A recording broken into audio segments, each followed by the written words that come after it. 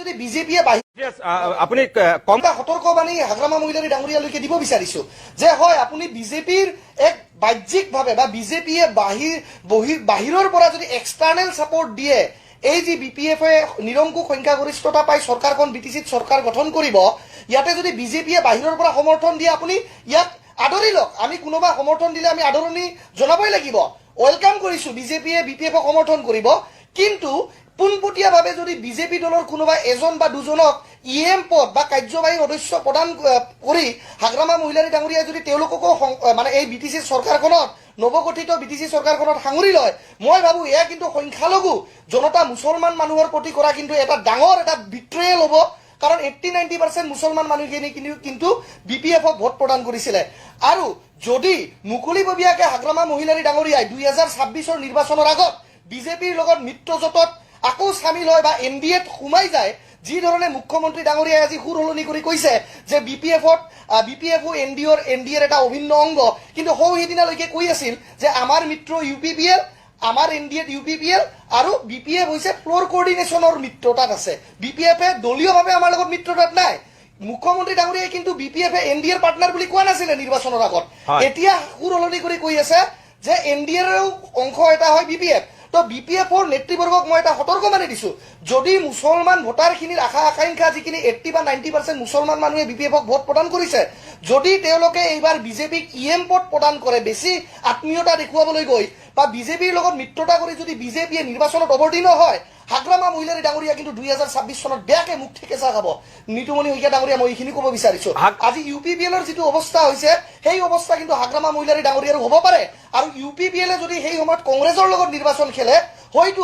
বিপিএফে ইমানখিনি ভাল ফলাফল 2026 চনৰ বিধানসভা নিৰ্বাচনত দেখুৱাব নোৱাৰিব আৰু এইটোৰ কাৰণে লছ কিন্তু বিজেপিৰো হ'ব বিপিএফৰো হ'ব যদি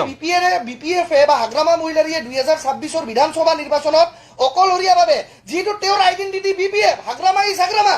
যেনেকুৱা নিতুমণি শইকীয়া পৃথ্বীৰাজ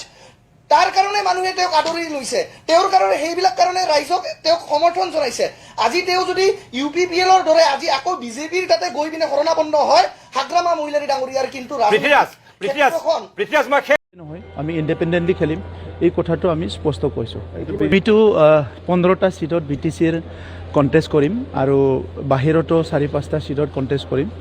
আৰু এই কথাটো আগতো কৈছোঁ গতিকে আমাৰ দলৰ স্থিতি একদম স্পষ্ট হয় কাষ্টম বসুমাতাৰী দালাল বিপিএফ দলৰ দালাল প্ৰমোদ বড়ো ডাঙৰীয়াই ৰাজ্যসভা যোৱালৈ কাষ্টম বসুমাতাৰী ডাঙৰীয়াৰ আজি এলাৰ্জি হৈ আছে তেখেতে গাহৰি খাওয়া এৰি ফালে আজি কচু খোৱা আৰম্ভ কৰিছে নেকি তেখেতৰ গাত এনেকৈ এলাৰ্জি আৰম্ভ হৈ গৈছে আৰে কাষ্টম বসুমাতাৰী ডাঙৰীয়া আপোনালোকৰ দলৰ কথা চিন্তা কৰক না আপুনি আগতে প্ৰমোদ বড়ো ডাঙৰীয়াৰ কথা বাদ দিয়কচোন আপুনি আপোনালোকৰ দলৰ মুৰব্বী তেখেতে নিজে বিটিচিৰ চিফ হৈ আছে আৰু তেখেতৰ ঘৈণাক আজিৰ দিনত এমএলএ খেলিবৰ কাৰণে প্ৰাৰ্থিত্ব বিচাৰি আছে আজি মুনমুন ব্ৰহ্ম ডাঙৰীয়া নি তেখেতৰ খুৰ খালি তেখেতে আজিৰ দিনত ইএম হৈ আছে এইবিলাক বস্তু আপুনি চকু দি দেখা পোৱা নাই নেকি আপুনি কি অন্ধ নেকি না কাঠৰ চশমা পিন্ধি আছে নাথুৰাম বড়োৰ নিচিনা